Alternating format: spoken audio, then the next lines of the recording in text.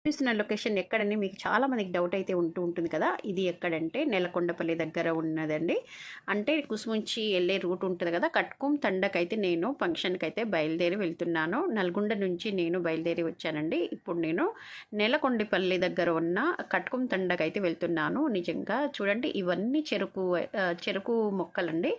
ఎంత ప్రకృతిలో ఎంత స్వచ్ఛమైన గాలి వాతావరణం చూస్తే నిజంగా చాలా సంతోషం అయితే అనిపించింది. ఇక్కడైతే మామిడి తోట అండి. మామిడి తోటలు అయితే కోసేసిర్రు. చూడండి ఎలా ఉందో. ఇక్కడ తోట మొత్తం కోసేయడం వల్ల ఇంకా లొకేషన్ కూడా చాలా బాగుందని, నాతో పాటు మీ అందరు కూడా చూడాలని ఈ వీడియో అయితే మీ అందరితో అయితే షేర్ చేసుకుంటున్నాను. ఫ్రెండ్స్ చూడండి, నిజంగా ఈ ప్రకృతిలో ఇలా మనం వెళ్తూ ఉన్నప్పుడు నిజంగా ఎంత హ్యాపీగా అనిపిస్తూ ఉంటుందో కదా. చూడండి, ఇక్కడ మొత్తం చెరుకు అండి. చెరుకు గడలన్నీ ఎక్కువ ఈ సైడ్ అవే పండిస్తూ ఉంటారు. చెరుకు, మళ్ళా వరి పంట కూడా ఉంటుంది.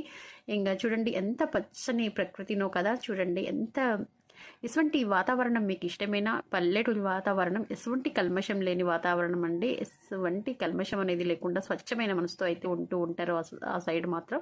చూడండి ఎలా ఉందో ఆ ఊరు అనేది చూపిస్తున్నాను. చూడండి ఎలా ఉందనేది.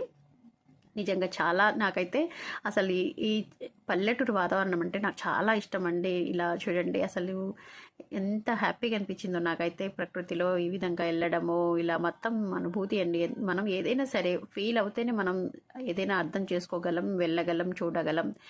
చూడండి నిజంగా ఎంత బాగుందో కదా. పల్లెటూరు వాతావరణం అంటేనే మనకు చాలా ఇష్టంగా అయితే ప్రీతిగా అయితే అనిపిస్తూ ఉంటుంది. నేనైతే చూడండి హ్యాపీగా ఫీల్ అయ్యాను. ఇంకా నేను ఎక్కడ వెళ్తున్నానంటే మా ఆడపడుచు కూతురు వాళ్ళ ఇంటికి అయితే వెళ్తున్నాను. బొడ్రాయి పండుగ ఉందని ఇంకా ఇన్వైట్ చేసినప్పుడు వెళ్ళకపోతే బాగుండదు కదా. ఎంత దూరంలో ఉన్నా కూడా తప్పనిసరిగా వెళ్ళాల్సి వస్తుంది కదా.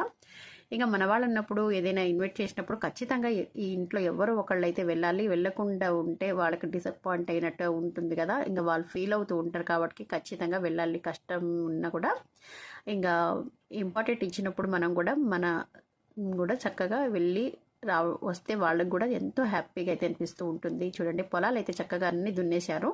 ఇంకా వర్షాలు పడితే చాలు కదా, ఇంకా పొలాలు అయితే చక్కగా దున్ని దమ్ము చేసుకొని అయితే రెడీగా పెట్టుకుంటూ ఉంటారు. తర్వాత నారు వేస్తారు. చూడండి మొత్తం చెరుకు గడలేనండి. చాలా చక్కని ప్రకృతి అండి. మరి మీకు